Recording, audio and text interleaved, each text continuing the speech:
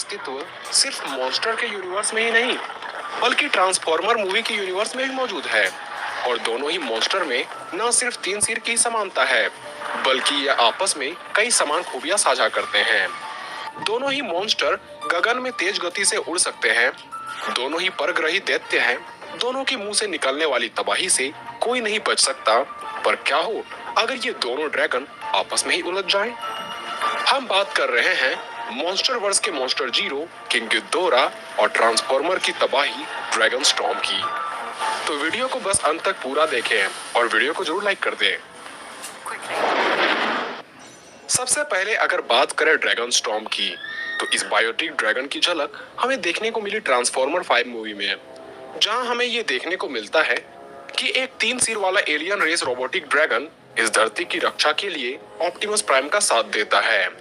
बात करें इस ड्रैगन के ओरिजिन की, तो इसकी उत्पत्ति 12 साइबरट्रोनियन नाइट्स के मिलने से हुई है। जब डिसेप्टिकॉन का खतरा मंडरा रहा था, तो उसे रोकने के लिए स्टॉर्म रेन, ड्रैगोनिकस, स्टील बैन तथा 9 अलग अलग योद्धा मिलकर एक ड्रैगन स्टॉर्म का रूप ले लेते हैं और ऑप्टिमस प्राइम तथा ड्रैगन स्टॉर्म मिलकर डिसेप्टिकॉन का सफाया कर देते हैं।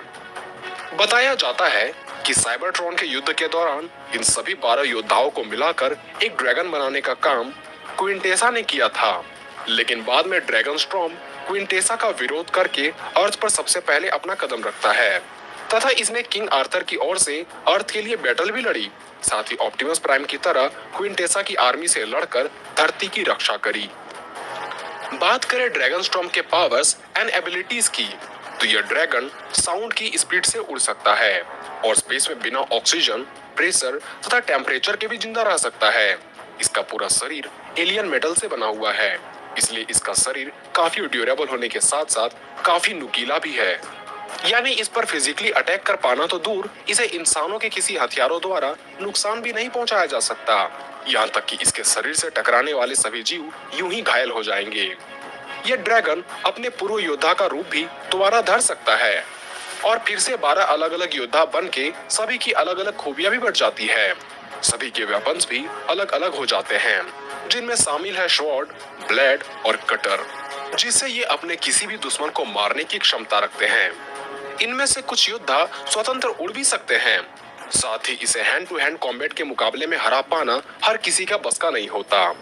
और सबसे खास, इन्हें पुनः ड्रैगन स्टॉर्म में बदलने के लिए सभी ड्रैगन योद्धाओं की जरूरत नहीं पड़ती।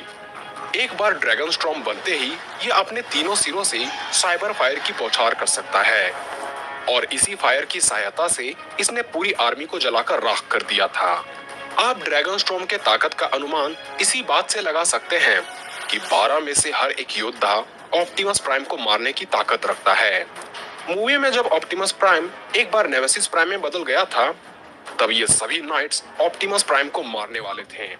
यहाँ तक कि ऐसा भी कहा जाता है कि ड्रैगन स्टॉर्म ट्रांसफॉर्मर मूवी का नंबर 1 या सबसे शक्तिशाली जायंट या कंबाइनर है, जो इस मूवी के सबसे शक्तिशाली डायनोबॉट्स को भी मारने की क्षमता रखते हैं।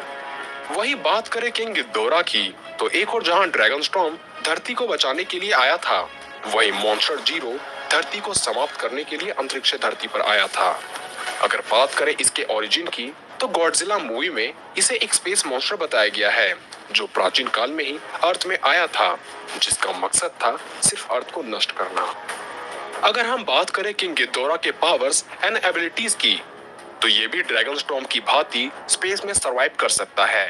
ये पंखों सहित 1000 फीट से भी ज्यादा लंबा है और विशाल पंख होने के कारण ये धरती के ग्रेविटी फील्ड में भी 10,000 किलोमीटर प्रति घंटा की रफ्तार से उड़ सकता है, जबकि स्पेस में इसकी रफ्तार लाइट की स्पीड तक पहुंच जाती है। ये काफी विशाल मॉन्स्टर है, जिसमें गॉडजिला के एटॉमिक ब्रीथ का भी कोई असर नहीं होता। इस विशाल से राक्षस के पास रीजनरेशन की एबिलिटी होती है, जो इसकी मदद से ये अपने कटे हुए शरीर के अंग को भी पुनः उगा लेता है और इसी एबिलिटी की मदद से इसने अपने कटे हुए सिर को कुछ ही मिनटों में उगा लिया था। और इसकी रीजनरेशन की कोई लिमिट नहीं होती, इसलिए इसे काटने पर भी ये नहीं मरता। पर इसे जो एबिलिटी सबसे पावरफुल बनाती है, वो है इसका ग्रेविटी बीम। ये अपने तीनों सिरों से ग्रेविटी बीम की बौछार कर सकता है और इसकी बीम में इतनी ताकत है जो एक पूरे शहर को काफी आसानी से तबाह कर सकता है। यहाँ तक कि किंग गिद्धोरा इलेक्ट्रिकल और थर्मल एनर्जी को एब्जॉर्ब भी कर सकता है और सारी सोखी गई एनर्जी को अपने दुश्मन के विरुद्ध इस्तेमाल कर सकता है। अगर बात करें इसके स्ट्रेंथ की, तो इसके स्ट्रेंथ का अनुमान आप इसी बात से लगा सकते हैं कि इसने लगभग लाख टन वजन वाले गॉडजिला को कई फीट ऊपर उठाकर जमीन में फेंक दिया था। ये मॉन्स्टर वर्स के सबसे शक्तिशाली काइजू में से एक है।